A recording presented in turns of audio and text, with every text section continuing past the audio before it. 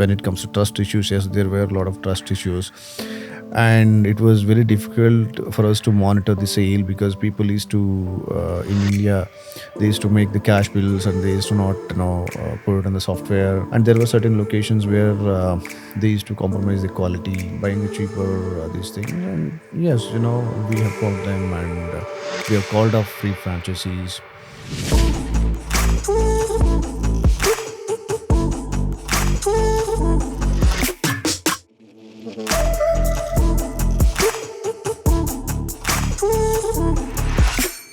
Welcome to episode 3, season 1 of Millionaire Mondays, the show where we bring you the stories of real Indian startups told by the entrepreneurs that built them. I'm Caleb Friesen, and on the show today, how Gowtham Kudapa brought the culinary art of mandi with him from Sharjah to Andhra Pradesh, and then on to Bengaluru with his Arabic restaurant chain Barkaas.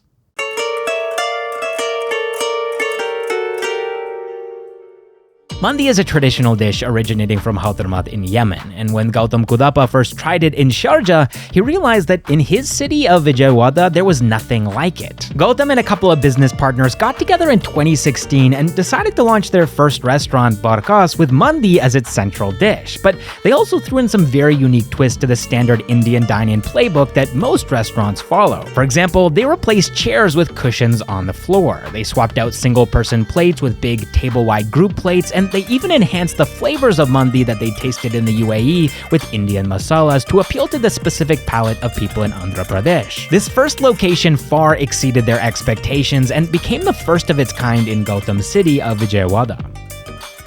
We see a lot of multi-cuisine restaurants or Chinese, Japanese, Andhra cuisines and all these things, but there was nothing unique that, people can go and sit together and spend time on, right?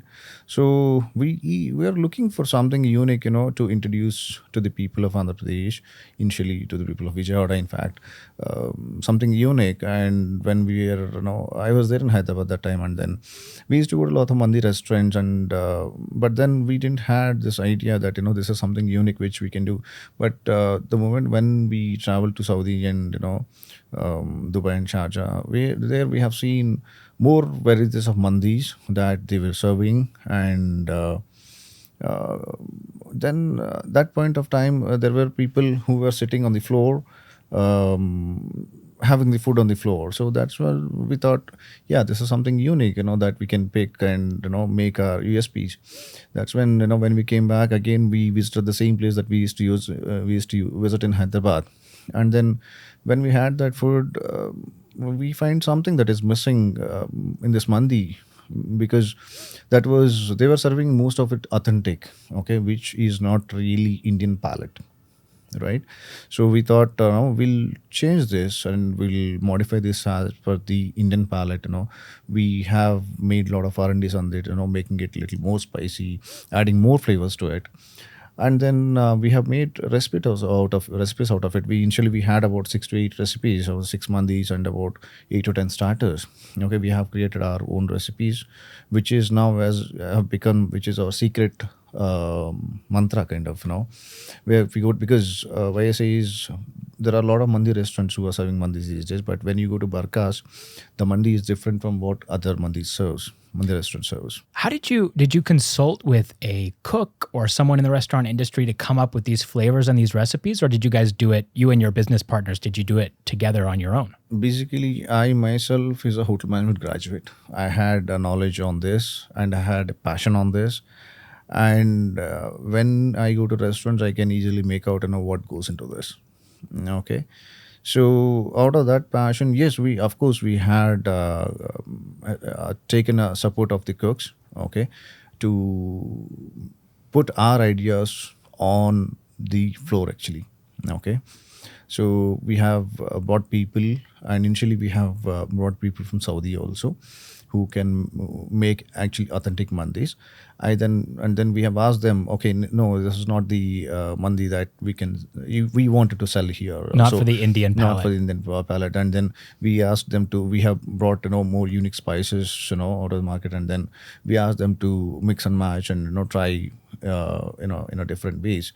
That's how we have came out of this recipe that what we are serving now. Wow. So that's been continuing from since then till date. Okay. Now, most of the guests that we have on this show, typically they're in tech, they're building startups. So your story is a little bit different being in restaurants. And what typically happens is if you're starting something from scratch and something that's relatively untested and new, like Barkaas was, right? It hadn't been done before. Typically, founders go out and they raise money from investors. They go to angel investors or VC firms. I'm guessing you guys didn't do that. I don't think that's the typical route that restaurants take. So how did you guys finance Barkaas for your first location? Yeah. So to be honest, we don't want it to make it a huge restaurant, without experimenting it or without putting first into the market. So first we wanted to see, what the response is before we go big. That's when we started about, 60-seater restaurant, 50-60-seater restaurant in Vijayawada. And then we hardly have 6 to 8 mandis and a little few inventory. And then we started this, that didn't cost it much, since we were already there in the market working for different companies. So we hardly spent about 30-35 lakhs, which was not a huge investment that time. So it was not a burden for us. So we managed our funds by ourselves initially. Okay, makes sense. And then you open this place up finally after perfecting the recipes, obviously getting this location set up. Right. What was the response? How did the local people react to this restaurant? Response was, it was, very, very good. We actually were surprised, seeing the response, what we have got in the initial days itself. Because for any restaurant, when they set up, either they had to have a huge marketing team, or they should be spending a lot, putting hoardings, doing digital marketing, these and all. So we have not done any of those things, because we didn't had even a knowledge, honestly, to do, digital marketing, all these things, in the initial days.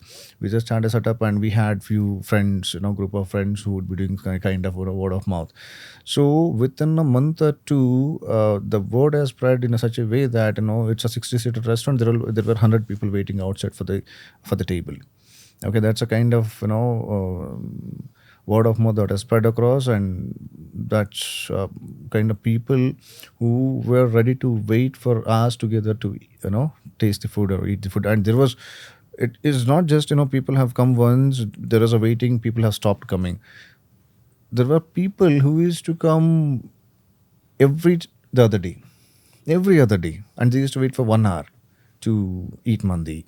So that's a kind of response that we have received at Vijayawada. That's incredible, and especially with limited marketing spend. Yeah, that's really impressive. But I would say probably on the operations side, it was a challenge to keep up with this unexpectedly large demand. How did you guys, you must have been running around like crazy trying to put out so many different fires and make sure everybody's happy. What was that like? We used to work for about 16, 18 hours a day, starting from, 8 o'clock in the morning, buying things, and, till the time 12, 1 o'clock, closing, because we didn't had very good SOP, standard operations procedures or something like that, because in the initial stages, we used to go to market, buy, stuff, bring things, and, there were hardly few staff in the kitchen. Because that was an unexpected response. We had only few people in the kitchen who were trained. And it's not that, you train people overnight and you put them on job. So it took time for us to train people and get them on job. Till then, it was very hectic for us, getting the things more smoothly, having so much of waiting time, right? So, yeah, there was days where we worked for 18, 20 hours also.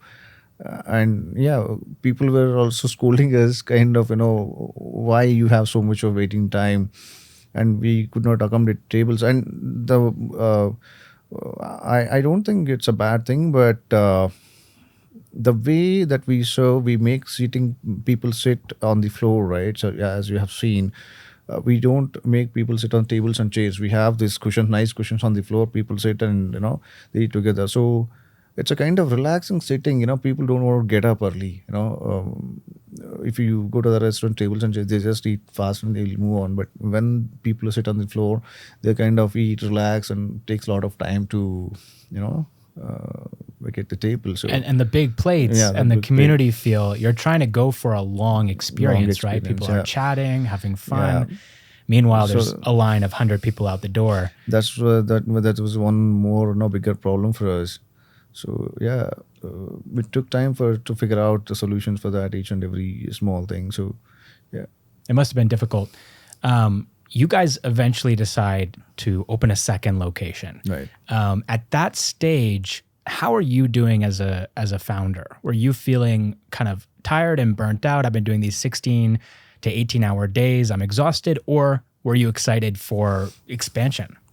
This second outlet wasn't too far from the initial outlet. It was hardly 15 kilometers away from the Vijayawada outlet, where the place called Mangalagiri. Okay, so we decided to open up in this little bit outskirts, because there will be a little share, to spread the crowd. So we have spent more than what we had spent on the first restaurant, but then yes, even that wasn't a very huge investment. Okay, but then when we opened the second restaurant, we got a response better than the first restaurant. Even there was a waiting on the second restaurant also. We thought there will be a split of customers, split of guests, where this side of the people will be going to Mangalagiri, the other side we can accommodate in Vijayawada. But then it didn't happen. Even in this location also there was a huge waiting crowd. You thought that it would split your work in Yeah. half. Instead, it doubled your work. Doubled our work. So yeah, that's a kind of positive thing that we had. But then it was a good experience. Even the second one had become a huge success. And moreover, there were a lot of colleges around. There was a lot of student crowd that was coming. Big groups of students. So it didn't happen. The business split didn't happen. In fact, it doubled our customer base. Wow. I've heard that in the restaurant industry, margins are a little bit tighter than a lot of other industries, right? Because people don't want to pay they don't want to pay an arm and a leg for their restaurant food, right? How are you guys doing in terms of revenue? And I'm guessing you were profitable. Was it massively profitable, or were you making a small profit over time? What was the financial situation? So there are two parts here. One is pre-COVID, okay, and one is post-COVID. Pre-COVID, it was better actually, because the prices of the meat or the groceries were intact, lesser than what we are spending now. Now, after pandemic, the prices have drastically increased because of whatever the factor. Okay. For ingredients. Yeah, for ingredients, and even the meat, the ingredients, even the rentals, the electricity bills, everything has gone up now. So when we started, it was kind of okay. We used to make a good margins. Okay, that's how we opened our second outlet within 6 months of time. Okay, so post pandemic, the situation has changed now. Okay, the prices have increased, the rentals are increased, the electricity bills are increased. Okay, everything has increased. Even the labor cost. Okay, the availability of labor has decreased, and the cost has become more than pre-pandemic. We make margins, good margins. But then being Arabic restaurants, our food costing is higher than what normal restaurants does, because if you get a kilo of chicken, if you are serving in a normal biryani, or if you are making a curry, you cut into pieces and you can make multiple portions. But when you go to restaurant Barkaas, so the whole chicken is served in a full mandi. Okay, you don't have an option to make different portions, or reduce the quantity or increase the quantity. No, whatever that you get from the thing, you'll have to serve it. You cannot cut the bird. This is what I was surprised by, because I ordered the whole bird a mandi, in, and I was like, wait, there's the leg, there's the wing, there's the neck. Wait, this is a whole chicken. This is a bird. Whole chicken that we serve. That was really surprising. Considering that there will be little bit higher cost, and the quality of the ingredients that we use is a premium. We don't compromise on the quality. Okay, maybe everyone talks about it. And when you go to Barkaas, when you go to other restaurants, you see a tremendous, difference, a lot of difference in terms of quality and the quantity as well, right? So yes, we make good margins still, keeping our operations costs as minimal as possible. Okay. So do you want me to be specific on the numbers? Well, I mean, depends on how open or comfortable you are sharing. I think it was a while ago, right? So I'd be curious to know about the numbers from back in the day. So back in the day, when we opened, we used to make about 35 to 40% of margin, whereas because that time for the rentals that we were paying, the overheads were less because the place was small. We hardly had few resources to pay the salaries, and we used to make about 35-40% of margin even after food costing and overheads. But now, since our restaurant sizes are bigger, the volumes are bigger, the number of people working are more, and the system it is now all streamlined. We will have to go by all the processes. We will have to maintain the hygiene standards. So considering all this, we have a higher overheads, and the rentals are more for the bigger properties, and we are on high streets of markets. So considering that, now we make a profit of about 20-25% of margins. That's still, I think that's That's slightly above market. That's right. a pretty good margins, because our volumes are more. People love coming to Barkaas, and 80% of the customers who comes to Barkaas are repeated customers, repeated guests. Okay, that 20% keeps on adding, every day. So our margins our volumes are more. That's how we were able to manage the consistent percentage of the profits. Yeah. So today you guys have a pretty sizable footprint. I think around 20 restaurants across the country, which is really impressive.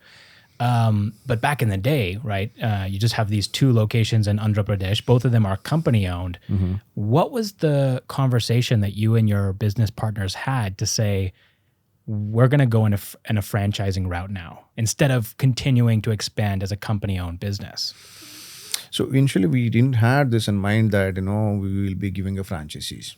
Okay, so seeing the response, there were people who has approached from Bangalore asking for a franchisee, but we were not certain that how well it works as a franchisee. But then yes, we wanted to give it a try, being a Bangalore metropolitan kind of bigger city, where there are a lot of people who comes from different parts of India. Okay, there is a diversified market. It's not like Vijayawada, where most of 90% of the people are local crowd. But whereas in Bangalore, we wanted to see the difference. How it works when you move out of your network or the culture, local culture, right? So we want to give it a try, and since the people who has approached are also very friendly and kind of passionate in this restaurant industry, we thought yes, let's go ahead and try it out. And then that's when this third outlet has come in Bangalore. And initially we had faced a lot of problems in Bangalore, because in Vijayawada, as I told you earlier, we never spent anything on marketing and stuff.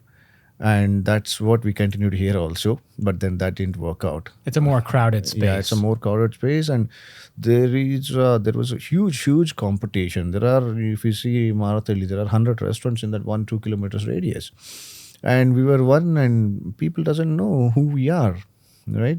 So initially it was a very difficult time when we opened this Marathali outlet, and then. That's when we realized, we will have to do something on the marketing part, because this is not going to work out if you open a restaurant and sit like this. People doesn't know you. Okay. So that's when we started streamlining the process of this marketing, creating the pages, getting into digital marketing, and, we have done a lot of promotional activities here in Bangalore. We have learned a lot, from this Bangalore launch. What kinds of marketing activities did you guys participate in? Was it mainly online, or did you do offline, like hoardings? We did both. We did both. Initially, we started with digital marketing, and then we did offline marketing also, where you do the cycle brandings, and we have put up posters on these auto rickshaws and all. We did a huge marketing, and it took about 4 to 6 months for us to get a proper business. But then, when in Vijayawada, we already had a capital to open a second restaurant within 6 months.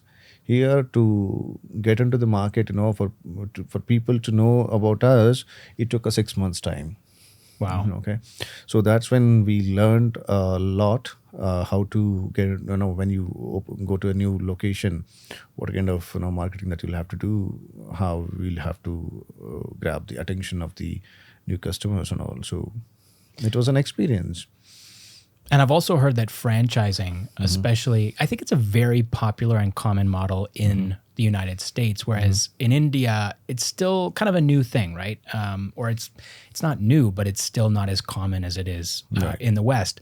And I think a large part of that is due to trust, right? You're kind of giving your business, you're putting it in the hands of somebody else, and you're trusting them to foster it well, which sometimes they do, and sometimes they don't do. And there's horror stories of restaurant owners that do this franchising model and then find out that the quality of the food and the quality of the service and everything, the location, everything's falling apart because the franchise owner is not sort of giving it the same amount of love and attention that the owner is. Did you guys ever run into that problem as you started to expand? Yeah, that's very much true, what you said. But we had a policy from the initial stage itself that we give franchises only to the owners who is going to be there on the floor and take care of operations. And there are people coming to us, or we have this money, I want to invest, and I'll keep managers and I'll run the show. We used to directly reject them and say, no, if you are the owner, if you are going to stay on the floor and take care of the business, then yes, you please come back to us, and we will do a franchisee model. But then, no, but not if you're running a show with the managers and all. No, it's not going to happen, because end of the day, the interest or the commitment what owner gives or puts into the business will not be the same as the staff doing that, right? So we had made a strict rule that we are going to give a franchise to only those people who will be there on the floor and taking care of the business. And as when it comes to trust issues, yes, there were a lot of trust issues, and it was very difficult for us to monitor the sale, because people used to in India, they used to make the cash bills and they used to not put it in the software, and people were doing all this. And when it comes to quality, we never compromised on the quality, and there were certain locations where they used to compromise the quality and buying a cheaper these things. And yes, we have caught them, and we have called off free franchisees, and we have again, based on that, we have streamlined them, we have put our standards, we have made our legal things very strong. Okay, back then, due to maybe lack of knowledge or experience, we didn't have this legal team so strong. But later on, getting into all this, understanding all these things, we have made a strong, our agreements or legal things very strong, so that people will have that fear, to deviate the quality or hygiene standards. So that's how we streamline now. Now every restaurant, if you go, you see the same quality and the standards. Has been able to standardize all of his outlets is through a platform that he uses to manage all of his restaurant locations, Explorex. And I actually want to share a short video that they made in collaboration with Barkaas, so you can learn more about it. Explorex has made our life very much easy in terms of customer service, waiting time, and staff, efforts of the staff in terms of getting the reports. It also made us easy to track the sales of restaurants in multiple locations. Even the onboard process was very smooth and flexible, as we have given them minimal input, and they have got all the inputs by their own, coming to the restaurant, collecting all the data from us, and putting it in a proper way. Explorex's flagship platform, Bridge, is an operating system for your entire restaurant business. Their auto table and payment settlement features are both unique and also super helpful for a multi-location restaurant chain like Barkaas. And with more than 1,000 restaurants on their platform across 15 cities in India, Explorex has established trust across India's entire restaurant industry. To learn more about Explorex and their operating system for restaurants, click on the link in the description down below. And now, on with the podcast. Wow, so that must have been difficult too, because I think between 2016 and 2020, you guys had expanded to between 8 to 10 locations. And you obviously, you as an owner, and even you and your business partners don't have the time or resources or energy to just continuously travel between these locations, right? You kind of, at a certain point, you have to take a step back and place trust in these franchise owners, which is a challenge, and it's hard to guarantee that quality. So it sounds like it was a struggle, and there were some points where things didn't really go your way. Now, what was the turning point? Because it sounds like the first location that you opened in Maratali, it was like 6 months before it actually started to gain a bit of footfall. Was that the case in the other locations too, or did you come up with a strategy to make it more quicker for people to discover the restaurant? Yes. Maratali was a very great learning experience for us. Okay, I mean, the next branches that we have opened, next outlet that we have opened, it wasn't a bigger challenge for us because we have learned out of this outlet, even before we launch, we start our marketing our activities about 2-3 months earlier, and we keep starting, doing digital marketing and all. And along with that, we have hired a core team. Okay, we had a team, but then that was not enough. We had hired more experienced chefs, and and we have put them on job, in each location. Okay, to make sure this is the quality that has to be maintained. Okay, if the franchisee who has taken the franchisee, if that people doesn't maintain the quality or bring the ingredients or meat as per our standard, you don't even prepare the food. That is the instruction that we have passed. And in every franchisee outlet, every chef of ours, they maintain that quality. Okay, so because Barkaas, the kitchen is completely under our control. Okay, we don't allow any franchisees to hire the staff into the kitchen or else to remove the staff out of the kitchen. If there is anything that has to be done, it is we who has to take a call. So that's how we maintain this quality. So in 2019, the end of 2019, and even into the early months of 2020, before anybody had ever heard of this thing called COVID-19, how is your business doing? How was it doing well? Were you guys, just planning to continue expanding, or were there challenges? Were there growing pains? So, pandemic is one thing which has put a break for us because it was almost 1.5 year to 2 years, which we struggled because of this pandemic. But before the pandemic, pandemic, we were doing fantastic business. Okay, all the locations were doing, really, really great, and we had a couple of franchises which are in pipeline, which was in under construction when this COVID happened and when the lockdown happened. Even one of our company-owned outlet, which is a Visakhapatnam outlet, we were supposed to open on March 28th of 2020. And there was a lockdown on March 23rd, a week before launch date. There was a lockdown. But then, yes, pandemic, we had faced a lot of struggles in terms of managing manpower or managing our overheads. And, I would say, in a way, it also helped us gaining the trust of the people and understanding, how well customers accepted us. Because when in pandemic, when this lockdown happened, there were already about 200 people working with us in all the branches. We franchisee outlets or company owned outlets, there were about 200 people who were working already. And these people were nowhere to go because it was all locked down, and no one actually expected this situation, and no one actually prepared for this. Okay, so in that situation, we as a partners, we took a call. Okay, so okay, situation has come now. There is nothing that you can step back, and these are not just 200 people. These are families, that are dependent on these people. So we took a call to make sure every resource in our company gets a call from the team, a core team, and they are explained about the situation, and they are given a hope about how is it is going to be and how you will be treated. Okay, we promise them that as long as this pandemic continues, we told them clearly that we are not in a situation to pay the salaries for the entire pandemic, but we will make sure that you have a proper food, all the medical facilities, and accommodation. Okay, we took care of the entire 200 people with all these things for about 8 months initially, when there was a first lockdown.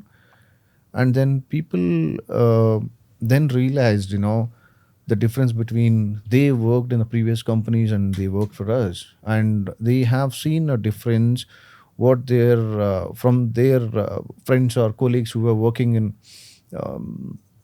the other companies, right?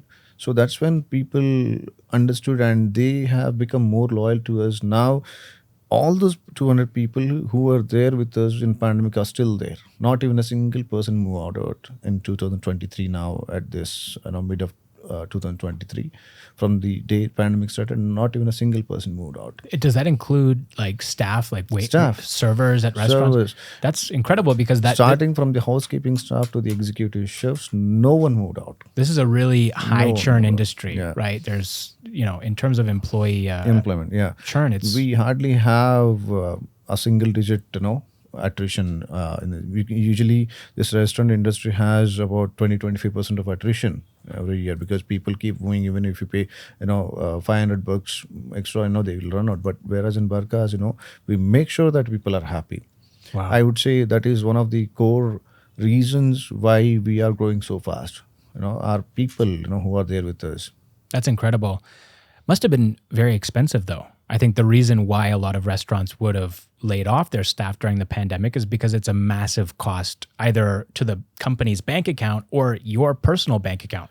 So I understand, that's a huge loss, but then it's not only about the money, it's something about your responsibility towards people who are working for you, right? So what if, if you would have thrown out 200 people without a food and shelter outside, where would they go, right? So it is kind of humanity corner that you'll have to show them. We never thought of, a commercial aspect, if you this will cost us so much if you do this. We never thought of humanity corner. Initially we started and we made sure that people are happy and not having problem with food and shelter or medical this thing. We made sure that we never thought of expenses. We thought, okay, these people are working for us, okay, and when they are working for us, we are the one who are responsible for their living. So we made that call. Wow. Well, that's okay. So that's on the employee side, sort of the internal company operations side. What about the customer side? Because after that second wave of the pandemic, I think consumers were faced with this choice of, it's been many months since I went to a restaurant. I think I want to try it again, but where am I going to go eat? And all of the restaurants are competing for their attention. What did you guys do to sort of stand out? That's what, right? Whatever that we have, the calls or decisions that we made initially has helped us out in reading the customers as well. Okay, be it a quality or be it the service that we give. We just, we're posting couple of posts on social medias that we are open back. Okay, people, the moment they see, people used to call us, are you guys open? Are you guys, you have this, there were a lot of questions that were coming up, when the restaurants are open back from pandemic, on this, masks, where people have this, what do you call this, sanitization. So there are a lot of things, orders without, what do you call this? Contactless. Yeah, contactless orders where we have QRs and then QR things. We had this even before pandemic also, but that has helped after pandemic a lot. And people, yes, These are QR code menus. QR code menus. Yeah. So we haven't done much on that because we already had a very good customer base, very strong customer base. So the moment people knew that we are open, people, we got our customers back. We were actually surprised to see uh, people were waiting for restaurants to go off, restaurants to open. It was a wonderful thing that we have come across, encountered. But one of the things that makes Barkaas unique and special are these sort of big plates, right? Where everybody is supposed to partake together. Did you have to change that strategy for a limited period of time because of the pandemic? It was only a 20% of the menu when we started what we have now. Okay. So we have a 20-25 varieties of mandis, and we have about 40-45 varieties of starters, and we have desserts, soups, whatnot.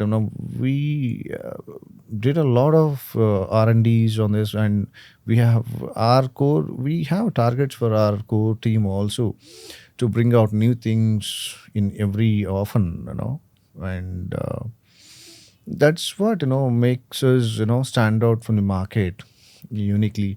And one more thing is that when you go to any restaurant, you see today's special, right? So that today's special, what you see on the board, the same thing you'll see in the menu also. Out of the menu, they pick one or two items, a few items, and they put it as today's special. But whereas when you go to Barkaas, whatever the special that we put on board, you don't see that in a menu. Okay. And once we put that as a day special, and if you like it, if you go second time and if you ask them, I had this last time, I want this. No, you will not get it. You will have something new that time. Okay. So at Barkaas, you'll have people will see something new every time. Okay. So it's not that, why Barkaas, it's the same food, that you'll have. No, not like that. We keep something new for our guests all the time. That's, I think one of the reasons why a lot of restaurants don't do that is that you kind of have to continuously update things, right? Or they feel they might have to update things on the menu and also on the digital side as well with people ordering online. Right. How do you guys navigate that apart from writing it on the board? I mean, how do you inform people that there's new options that are available and the menu is changing? So that's what, so when we are introducing, we have a good followers over the social media. The moment we put a post that, this is going to be something new that this weekend or this particular day, we get a response, we get a calls from them, is it available today? And yes. And also when people comes to the restaurant, if they miss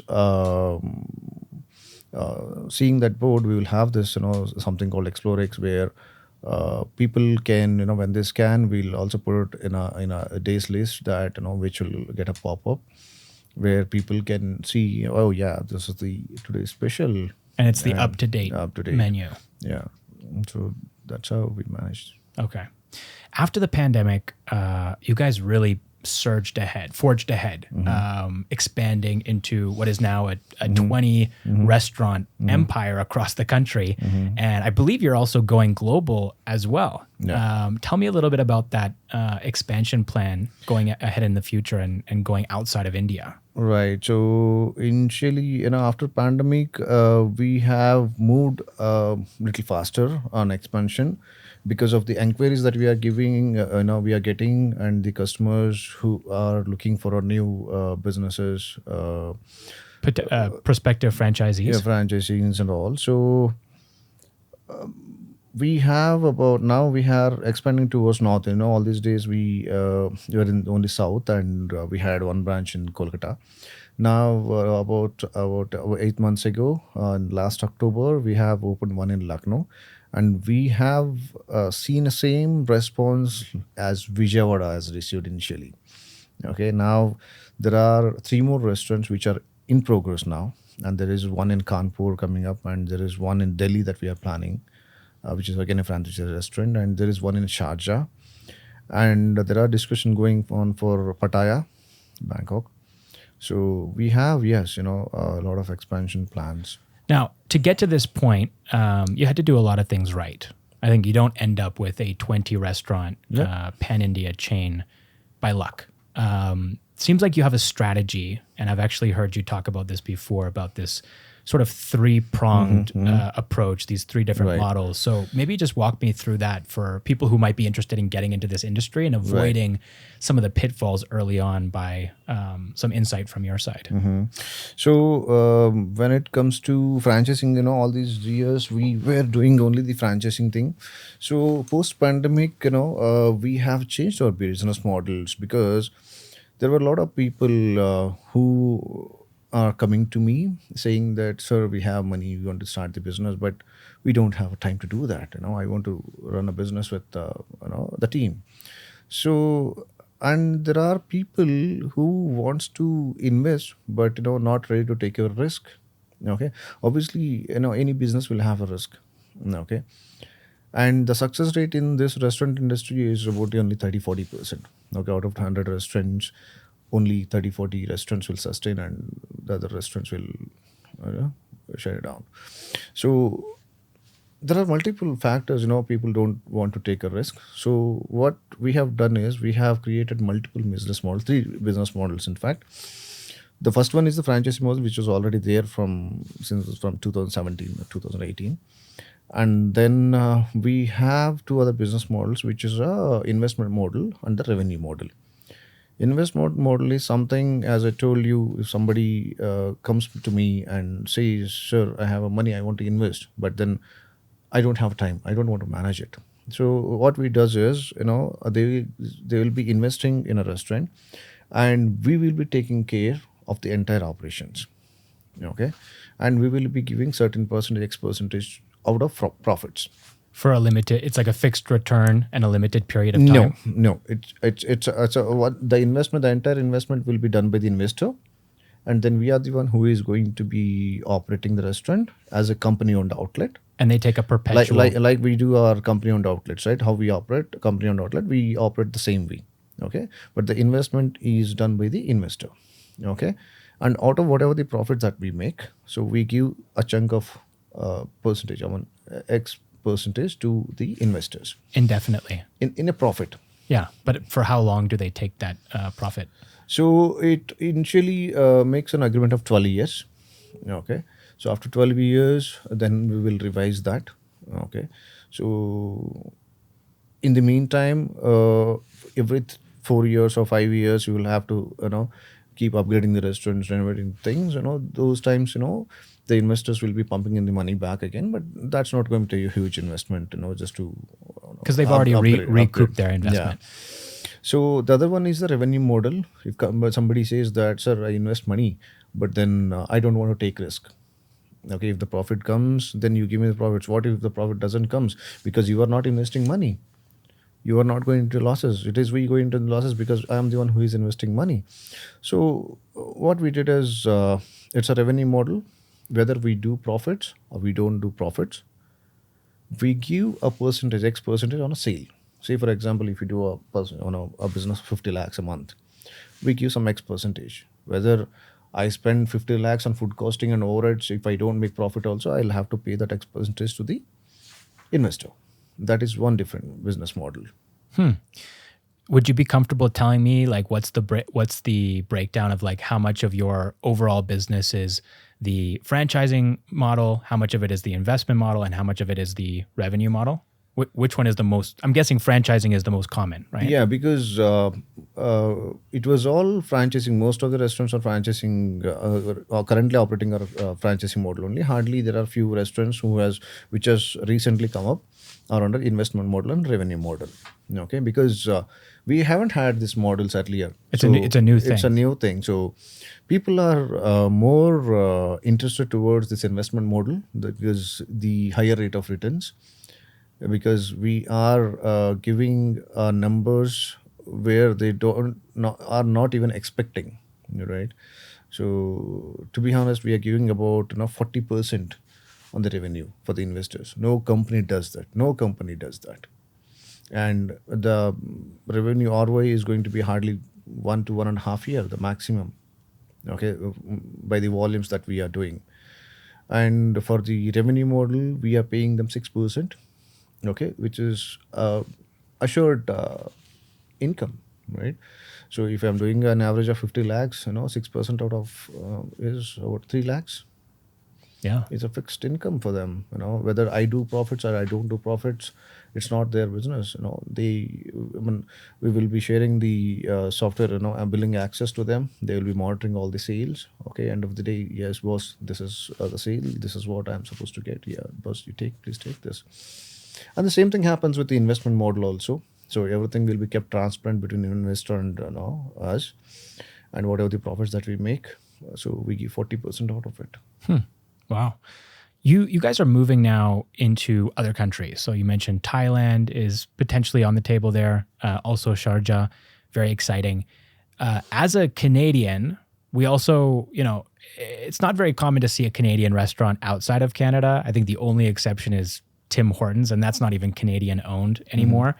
Whereas American restaurant businesses, and mainly QSR, they are very good at expanding on a global level. But I haven't seen many Indian companies do that successfully. So I'm curious to know, how are you guys looking at this as a restaurant that could potentially have a very large global scope in the future? That I'm not sure. See, all these years, our business went unplanned. Okay, so we are going the way it is going. Okay, so even the Sharjah and this Pattaya thing also is not very much planned. We'll have to go there. There's a lot of business. You go there, you set up a business. No, nothing like that. I mean, it is going in a way. Like last time when we visited there, so we see the Indian restaurants are doing tremendous business. Okay, being an Arabic restaurant, going back to Arabic country. Okay, with fusion mandi, which is not their thing. So we thought of kind of exploring how they accept us when we modify their own cuisine. And of course, it is not, we keep it transparent. We are not telling that, we are authentic Arabic, we are Indo-Arabic. Okay, we do a fusion out of it. And also we serve biryanis, authentic, proper biryanis where, I have seen in Dubai, they say it's a biryani, but not really up to mark. So when we do it, we do it in a proper way. We serve a very nice authentic Hyderabadi and, a lot of other biryanis. Along with that, we have a lot of starters where the restaurants are missing in, Dubai and Sharjah. So we are going to create separate menu when we go there. So we'll have to wait and see how the response is going to be. And Pattaya is also something, the same thing. And we are not sure, how big we can grow. But for now, yeah, we are happy with what we are doing, and we have already occupied for next 1 year. We have a pipelines and projects in pipeline. So let's see. We'll have to wait and see. Yeah, I look forward to seeing where it goes. Yeah, of course, we have a pipeline for about 40 restaurants in next 4 years. We have a plan. But not when you ask me if I'm going globally, I'm not sure. But yes, these two projects that we are going to do in next maybe 1 year, Sharjah and this Pattaya. Wow. Now, this, I think the future of the company, although it is uncertain, there's a lot of things that you guys are targeting at least. You've gotten to the point now where as a restaurant owner, do you feel like you're out of the woods? Like this business is not going to go anywhere, right? It's safe. It's secure, Yeah, right? as long as people keep eating, then we are, yeah. You're going to keep staying in business. What advice would you give to young Indian founders who, have heard that the restaurant industry is a really hard industry to succeed in, but they're kind of still wanting to get into it? They feel like this itch, right? And still, these days, even my friends or from relatives calls me and they say that I wanted to start a restaurant. I only ask them a question: what is that you want to serve to your guest? You decide on that first. Okay, so unless and until you have a clarity on what that your guests or your customers want to eat, then you'll not be able to. First you decide that, you work on it. Okay. And few people sometimes calls me, we are trying to do this, and within 2 3 years we are also going into, you forget about this giving a franchise thing. First you target, you focus on one particular outlet and you get that happen, you make that successful. Obviously, people will fall behind you for the franchises. You don't need to worry about going behind people and you take my franchise. You don't need to do that. Okay. You focus on what you wanted to serve, how you wanted to serve, the experience, how unique, how different experience that you wanted to give to customers. That's what is matters. How important is innovation in succeeding in the restaurant space? Because you guys started out with this. That's one of the key factor, I would say, because in this competitive world, you see restaurants are popping like mushrooms everywhere. If you don't do a innovation, and if you are not doing innovation, you will be overtaken. Maybe if not today, maybe down the line 1 year, all your customers, okay, be it a genuine customer, loyal customers who are loving your food. When somebody comes with a better taste or a better concept or better ideas, then you will not be able to sustain. It's a very important factor to keep your eyes open and doing new things, innovating things. So not just a food ways of serving food or giving an experiences, introducing new things. It's a key factor, one of the key factor, I would say.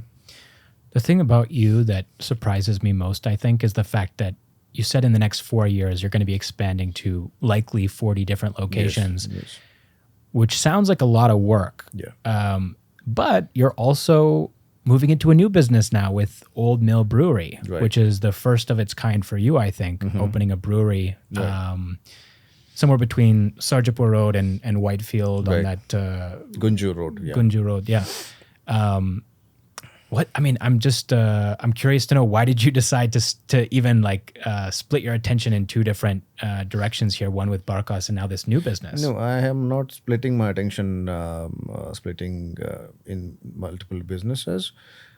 This project I had in mind since 2018-19. I have done a project report in 2018 to open up a brewery, but whatever the factor, be it a financial thing or space, we couldn't find a proper place or whatever the reason, we did not do it that time. And meantime, there was a pandemic for 2 years, and after pandemic, we did not have time to do this. So now.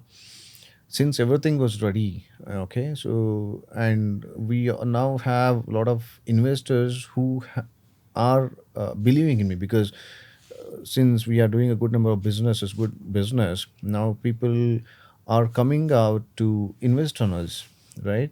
So considering all the facts, now it's time for us to do. I mean, that was my actually a dream project. I had this passion to open a brewery since long, but as I told you, there are a lot of factors that have stopped us doing this. Now I'm doing it. And yeah, I mean, when I say 40 restaurants in the next 4 years, it is almost one restaurant in every month. It's almost, yeah. We have our plans. We are dividing this in multiple zones, and we are mobilizing teams, multiple teams in training people and architecture. Finding places. We have mobilized teams at each location, and then we have started working on it now. We just earlier finished talking about innovation, and I'm curious to know, what about Old Mill Brewery is going to be innovative, right? Because in the brewery space here, and especially in Bengaluru, it's a crowded space, right? There's a lot of breweries. This is sort of like the brewery city of the country.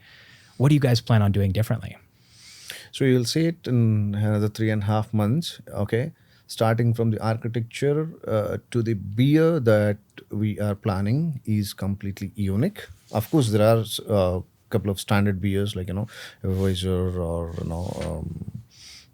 ales and all these things. But yeah, we have a brewer who has about 40 years of experience. Okay, who currently we are working on making different beers now, and our architecture is something very much different where it'll take at least about 15-20 visits for you to explore completely on that, okay, to have that experience.